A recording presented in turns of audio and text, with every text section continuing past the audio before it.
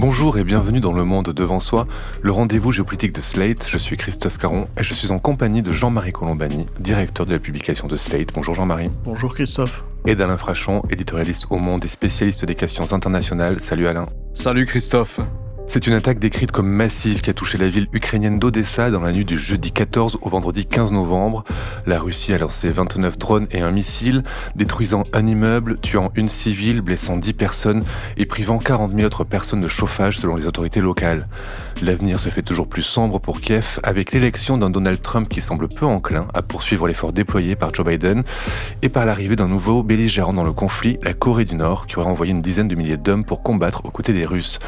Une situation désespérée qui pourrait pousser l'Ukraine à envisager une solution radicale. Selon les journalistes du quotidien britannique The Times, Kiev envisagerait de fabriquer une arme atomique rudimentaire, semblable à celle larguée par les Américains à Nagasaki, pour résister en cas du retrait du soutien de Washington. Une information démentie par le ministère des Affaires étrangères ukrainien. Mais avant de parler de ça, Jean-Marie, Alain, où est-ce qu'on en est du soutien de Washington ? Qu'est-ce qui se dessine pour Kiev, Jean-Marie ? À vrai dire, on ne le sait pas. Ce qu'on sait, c'est ce qui s'est passé pendant la campagne électorale. Et le dernier événement dans ce domaine, c'est la prise de position d'un des fils de Donald Trump qui a publié une vidéo injurieuse pour les Ukrainiens et pour Zelensky sur le thème dépêche-toi de prendre ton argent de poche parce que tout ça va s'arrêter. Donc c'est clairement l'indication que Trump père considère que, comme il l'avait déjà dit plusieurs fois d'ailleurs, l'aide doit s'arrêter. Il faut rappeler aussi que les républicains, sous l'insistance de Donald Trump, avaient bloqué la nouvelle aide que voulait lancer et qui finalement a eu lieu, Joe Biden, en défense de l'Ukraine pour qu'elle puisse financer les armes dont elle a besoin. Ils avaient bloqué cela pendant près de 6 mois. Donc, passant des paroles aux actes, et donc je pense qu'il faut s'attendre à ce que Donald Trump passe des paroles aux actes et qu'il retire progressivement ou brutalement le soutien américain, le soutien des armes américaines à Kiev. Le problème, c'est que tout le monde évoque maintenant l'idée qu'il faut une négociation, que cette négociation, nécessairement, c'est ce qu'on commence à entendre, passera par l'abandon par les Ukrainiens de 20% de leur territoire et qu'il faut qu'ils aient cette sagesse, etc. Et moi, je considère que tout ça est nul et non avenu parce que le but de guerre de Poutine n'est pas les 20% du territoire de l'Ukraine. Le but de guerre de Poutine, c'est Kiev. C'est Kiev et c'est la neutralisation de l'Ukraine. Ce qui serait évidemment une défaite claire et nette, non seulement de l'Ukraine, mais aussi des États-Unis et de l'Europe. Alors, est-ce que Trump veut cela? Ou est-ce qu'il y aura un moment où il réagira ou réfléchira autrement? Pour le moment, il est dans l'euphorie de son élection. Il considère qu'il a reçu un mandat du peuple américain dont il ne doit pas s'écarter. Et donc, comme dans les promesses qu'il a faites, il y a l'arrêt de toute aide à l'Ukraine, il faut s'attendre au pire. Donald Trump a clairement fait savoir, je cite, qu'il voulait amener les deux parties à la table des négociations, donc Ukraine et Russie. Il se concentre sur la fin de la guerre, pas sur sa poursuite, Alain. C'est pas qu'une question financière, en fait, le retrait du soutien à l'Ukraine, c'est aussi une question politique. C'est une question politique, donc on cherche un peu les paramètres qui peuvent, ou les marqueurs, comme le faisait Jean-Marie, qui peuvent nous indiquer quelle sera sa politique, étant donné qu'il nous a dit ce qu'il voulait, arrêter l'aide militaire aux Ukrainiens. Il a même eu cette formule dans un meeting, pas un cent de plus. Il a traité aussi Zelensky de représentant de commerce le plus doué qu'il avait jamais rencontré, puisque chaque fois qu'il revenait de Washington, il partait avec quelques milliards en poche. Alors, des marqueurs, on peut en chercher dans son équipe, dans l'équipe qu'il vient de désigner déjà, ça nous donnera une idée, à la direction des 16 services de renseignement américains, qui est principalement orienté sur l'extérieur, qui comprend la CIA. Il a nommé une ancienne députée républicaine, mais qui vient d'ailleurs du Parti républicain, Tulsi Gabbard, qui est quelqu'un qui vient de Hawaï, et qui, elle, est ouvertement favorable à la Russie de Poutine et considère que les Occidentaux sont coupables dans cette histoire. Ensuite, il y a le chef du Conseil national de sécurité, celui qui, à la Maison-Blanche, en fait, double un peu avec le département d'État et le Pentagone, ou fait la synthèse. Là, c'est Mike Waltz, un ancien élu de Floride, et lui fait partie quand il était encore au Congrès, dans le Congrès actuel, fait partie des gens qui, à la Chambre, ont voté contre l'aide, la dernière tranche d'aide américaine décidée par Joe Biden de 60 milliards de dollars. Il a voté contre lui. Non seulement ils ont fait attendre 6 mois avant d'arriver à un vote, mais lui a voté contre. Enfin voilà, et au département d'État, il y a le sénateur Rubio, un sénateur de Floride. Alors lui, il a une particularité, si vous voulez, c'est que il était absolument anti-russe, très critique de la Chine, et donc il était dans une ligne républicaine ancienne manière. Et puis, lorsqu'il a vu que le candidat le plus populaire dans l'électorat républicain, c'était Trump, il a totalement changé et il s'est aligné sur Trump. Donc vous avez là un ensemble d'indications qui nous laissent entendre que Trump, comme il l'a dit, voudra obtenir une négociation. Alors la négociation, c'est difficile, mais ça pose aux Européens un problème particulier. La négociation, c'est difficile parce que, comme le disait Jean-Marie, il n'est pas sûr que Vladimir Poutine ait envie d'une négociation, en dépit de ce qu'il dit. Il n'est pas sûr du tout qu'il ait envie de geler les combats sur la ligne de front actuelle, et il n'est pas sûr, comme on le disait, que son véritable objectif soit la conquête territoriale de l'ensemble du Donbass. Son objectif, c'est Kiev. Alors, ça nous pose un problème à nous les Européens, c'est que vous évoquez une négociation comme ça entre Trump et Poutine, avec aussi les Ukrainiens, bien sûr, mais nous ne sommes pas conviés à la table de négociation. On n'est pas là. Et c'est quand même d'autant plus étonnant que s'il y a un dispositif de sécurité, admettons qu'il y ait un dispositif de sécurité. Une fois qu'on a déclaré l'arrêt des combats, alors il y a une ligne, on ne peut pas appeler ça une ligne frontalière parce que la plupart des Occidentaux, mais la plupart des pays dans le monde refusent déjà de reconnaître l'annexion du Donbass, mais ça sera une ligne de cessez-le-feu en disant dans 40 ans on décidera à qui ça appartient finalement. Donc une ligne de cessez-le-feu, il faut la défendre, il faut des garanties de sécurité maximale pour les Ukrainiens, qu'ils soient dans ou en dehors de l'OTAN d'ailleurs, il faudra des garanties. Là-dessus, Trump aussi a parlé. Il a dit « pas question que l'OTAN soit en charge de la sécurité de la ligne de cessez-le-feu, de la ligne d'arrêt des combats. Pas question. » Il admet qu'il faudra des garanties de sécurité, déployer une force internationale très conséquente et très bien armée. Il est prêt même à organiser une sorte de prêt relais pour favoriser l'équipement d'une force d'interposition. Mais il dit, pas un soldat américain dans cette force d'interposition et elle ne se déploie pas sous le drapeau de l'OTAN. C'est donc aux Européens. Qui d'autre? Ça va être les Européens. Donc il faut s'attendre à ce qu'il y ait une division française, 10 000 hommes, et puis et d'autres, etc., 30, 50 000 ou 100 000 hommes déployés le long des 1200 kilomètres de la ligne de cessez-le-feu, si tel est bien le plan, si ça se produit comme ça. Donc c'est inadmissible que nous ne soyons pas à la table de négociation et que nous laissions les Russes et les Américains dessiner, imaginer, imposer l'arrêt des combats à telle ou telle condition. D'où la nécessité, comme le dit très bien l'ambassadeur Michel Duclos de l'Institut Montaigne, mais dans un article du Monde, il dit « Il faut que nous ayons, nous, notre plan de qu'est-ce qui se passe après un cessez-le-feu. » On ne peut pas être contre un cessez-le-feu si les deux parties, les Russes et les Ukrainiens, le décident. Et il dit qu'il faut qu'il y ait une offre européenne. Et il faut l'imposer. Il faut qu'il y ait une offre européenne, il faut l'imposer. Donc voilà ce qui me paraît quelque chose qui devrait se faire dans l'urgence, parce que tout ça va aller vite. Encore une fois, il faut toujours prendre Trump au mot. Il a dit « Je veux que cette question soit réglée avant que j'entre à la Maison-Blanche le 20 janvier. » Quelquefois, il se vante en disant « J'arriverai en 24 heures. » Donc, les Européens ne doivent pas être pris de vitesse. Ils doivent avoir une offre, eux aussi, sur la table et imposer leur présence à la négociation dans la mesure où on peut imaginer qu'ils seront les garants de la sécurité de l'Ukraine ensuite. Mais est-ce que l'Union, Jean-Marie, est capable de faire bloc, est capable déjà matériellement de pouvoir assurer cette force d'interposition, si force d'interposition il y a, et surtout, est-ce qu'elle est capable de s'entendre? On voit quand même qu'il y a des dissensions assez fortes entre les pays qui composent l'Union. Le problème, c'est moins celui des dissensions, parce qu'on ne sait pas encore comment les uns et les autres se détermineraient, que de manquer d'une force d'entraînement. Et ce qui manque aujourd'hui à l'Union européenne, c'est une force d'entraînement franco-allemande, parce que c'est vrai que, alors on peut y adjoindre la Pologne, évidemment, parce qu'elle est parmi les premiers concernés. On devrait même pouvoir y adjoindre la Grande-Bretagne, parce que la Grande-Bretagne, progressivement, pas à pas, fait retour vers l'Union européenne, non pas pour y réadhérer, mais pour être consciente que ses intérêts et les nôtres sont les mêmes, en l'occurrence. Sauf que la France est en panne, parce que le président s'est lui-même auto-affaibli avec sa dissolution, et l'Allemagne est en panne parce que le chancelier s'est lui-même auto-affaibli aussi en convoquant des élections après le départ du leader du parti libéral. Et donc l'Allemagne va être bloquée, les élections sont fin février, va être bloquée non seulement jusque fin février, mais probablement après une victoire des chrétiens démocrates. Ce qui ne serait pas un mauvais signal par rapport à l'attitude qu'il faut avoir vis-à-vis de l'Ukraine. Mais il faudra le temps de constituer une nouvelle coalition, un nouveau gouvernement, de nouvelles tables de la loi pour le gouvernement allemand. Tout ça prend du temps. Et vous disiez l'un et l'autre tout à l'heure on est dans l'urgence. Donc voilà.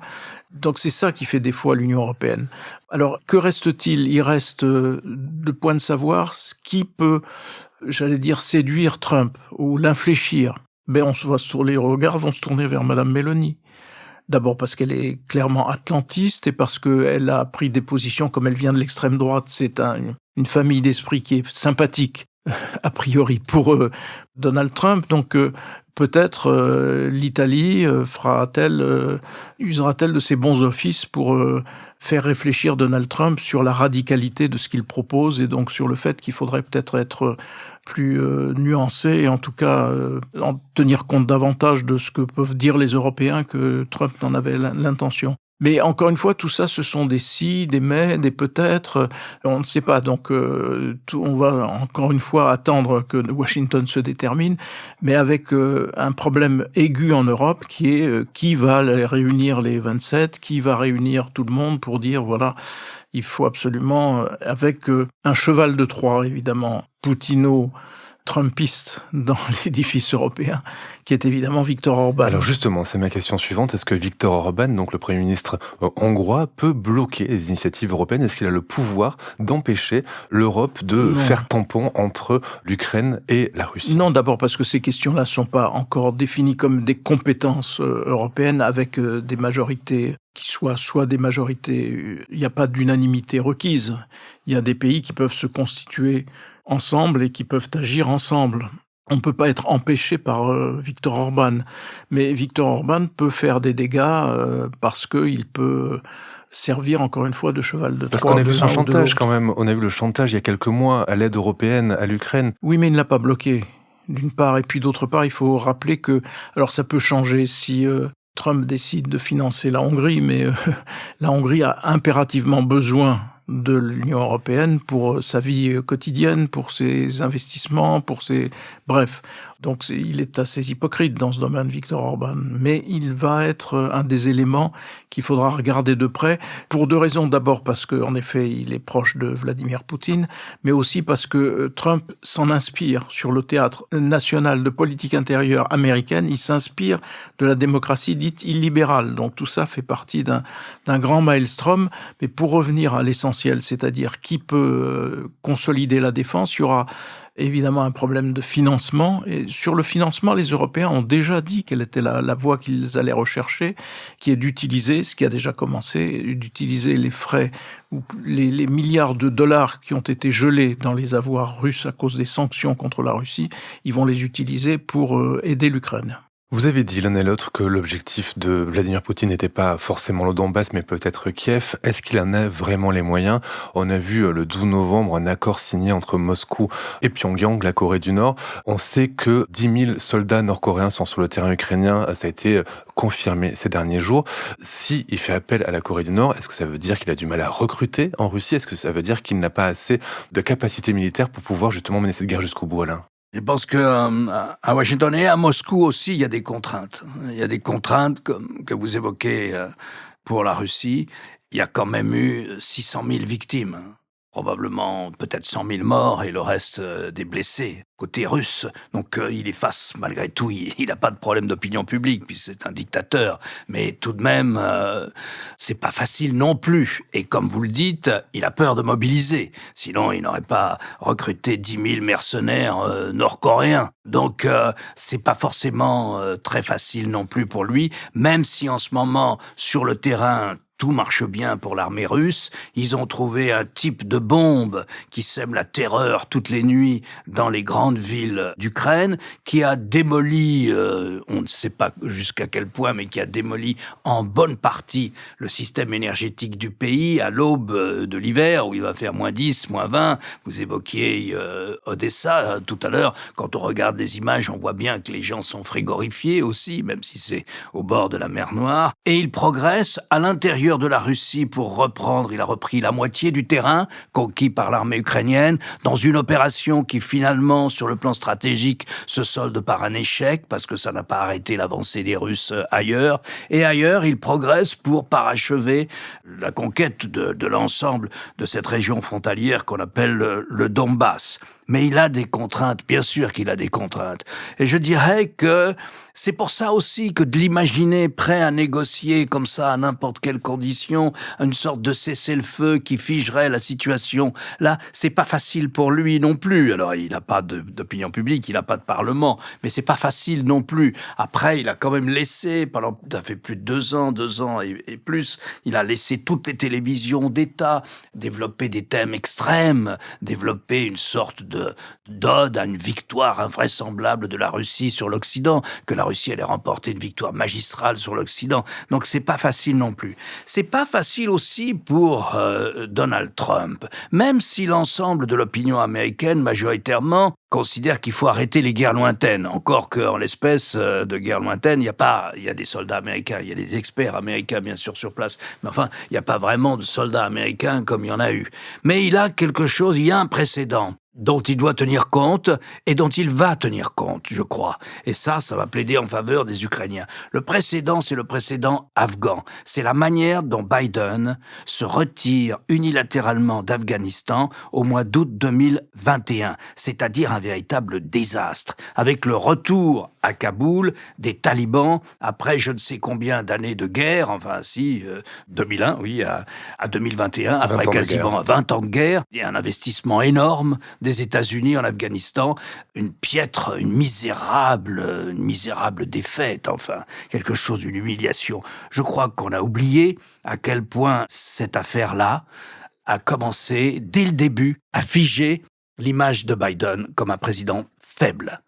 Donc cette image-là, parce que quand même, la politique étrangère, ça compte, surtout qu'on n'humilie pas le président. Là, il a été humilié par une troupe de Pashtuns enturbanés avec leurs lance-roquettes sur l'épaule, qui prennent Kaboul. Et donc, il a ce précédent. Il peut pas se permettre, en Ukraine, quelque chose qui ressemblerait à une victoire éclatante de la Russie et à une défaite magistrale des Ukrainiens. Non pas que ça soit un problème sentimental pour lui, ça lui est parfaitement indifférent, mais dans la mesure où il estime qu'il n'a aucune solidarité mécanique ou immédiate, pas plus avec l'Ukraine qu'avec les membres européens de l'OTAN. Mais tout de même, ça entacherait sa réputation d'homme fort et qui s'impose sur la scène internationale par cette stature d'homme à qui on ne raconte pas l'histoire parce que, comme il avait dit une fois, moi j'ai un plus gros bouton nucléaire sur mon bureau que le Nord-Coréen. Donc il y a ce précédent qui va compter. Vous parlez d'opinion publique et de l'aspect dictatorial du régime de Vladimir Poutine, juste pour rappeler qu'une Russe a été condamnée à 8 ans de prison pour avoir critiqué la guerre sur V-Contact, qui est le Facebook russe. Jean-Marie, on a vu que des brigades ukrainiennes étaient entraînées en France à aller retourner sur le terrain. Est-ce que la France en fait assez et est-ce qu'Emmanuel Macron, vous disiez qu'il avait été démonétisé par lui-même après ses choix sur la scène de la politique intérieure, est-ce qu'il est encore audible ? Ça, il est certainement audible par ses homologues, mais il n'a pas le même poids parce qu'encore une fois, il n'a plus la capacité d'entraînement qu'il avait pu avoir et surtout fait défaut le couple franco-allemand. Et donc ça, c'est quand même le principal moteur européen qui est à l'arrêt pour le moment. Alors, ça ne peut pas non plus être complètement rien du tout, mais en même temps, ça n'est pas la force qu'il faudrait aujourd'hui. Donc ça, c'est absolument clair. Cette question existe depuis le début. Est-ce que la France en fait assez ? D'abord, il y avait toute une partie de l'opinion qui considérait qu'il fallait pas faire du tout, parce qu'il y a toujours un parti russe en France qui est toujours actif et qui est prêt d'ailleurs à se remanifester à mesure que Poutine marquera des points.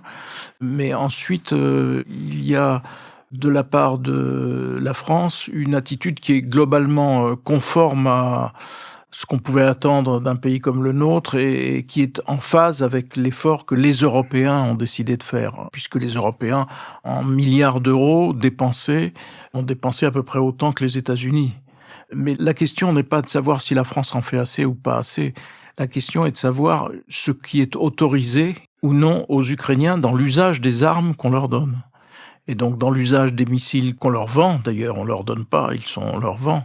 D'ailleurs principalement les armes utilisées sont achetées pour 55%, je crois, aux États-Unis. Donc les États-Unis ne sont pas non plus perdants dans cette affaire. Mais est-ce que les Ukrainiens sont autorisés à frapper là où ils doivent, où ils devraient pouvoir frapper, c'est-à-dire sur les sites, aéroports et autres, d'où partent les bombardiers chaque nuit et d'où partent les tirs de missiles qui chaque nuit déversent leurs tonnes de bombes sur l'Ukraine. Et ça leur est toujours interdit parce que c'est sur le territoire russe. Et de ce point de vue-là, la France est dans le lot commun. Elle participe de la même stratégie qui avait été définie par Joe Biden, mais en accord, je pense, avec les autres Européens, qui consiste à dire on aide l'Ukraine, mais on ne veut pas de la défaite de la Russie. Donc on aide l'Ukraine à quoi ? On l'aide à survivre, mais on lui donne pas les moyens de vivre. Et ça, c'est tragique. Ça restera comme une des grandes interrogations, erreurs ou funestes de ce temps, je pense. Un mot juste d'une situation qui s'installe en ce moment et qui est intéressante sur le plan politico-diplomatique au sein de l'OTAN. C'est qu'on a un nouveau secrétaire général de l'OTAN, l'ancien Premier ministre néerlandais, Mark Rutte, je ne sais pas exactement comment on prononce, mais qui, lui, tient des propos extrêmement fermes sur l'Ukraine. Comme son prédécesseur à l'OTAN, d'ailleurs. Comme son prédécesseur. Ouais. C'est-à-dire qu'ils tiennent des propos qui vont heurter Washington, qui sont en opposition frontale avec la politique de Donald Trump.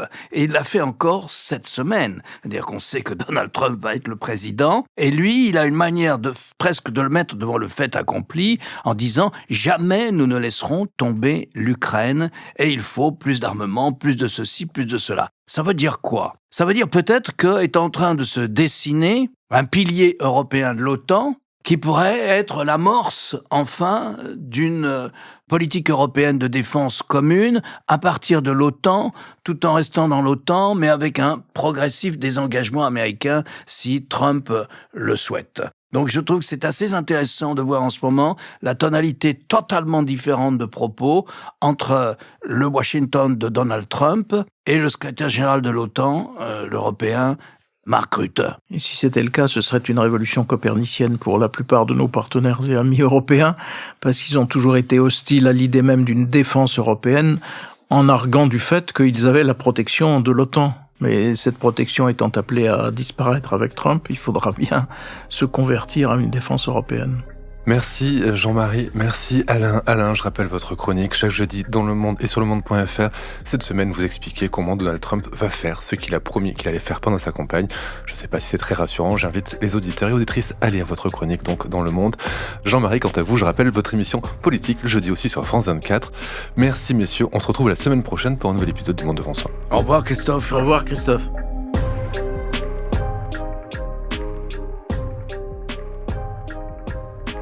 Le Monde devant soi est un podcast produit par Slate Podcast avec Jean-Marie Colombani et Alain Frachon. Direction, production éditoriale, présentation Christophe Caron. Montage et réalisation Aurélie Rodriguez.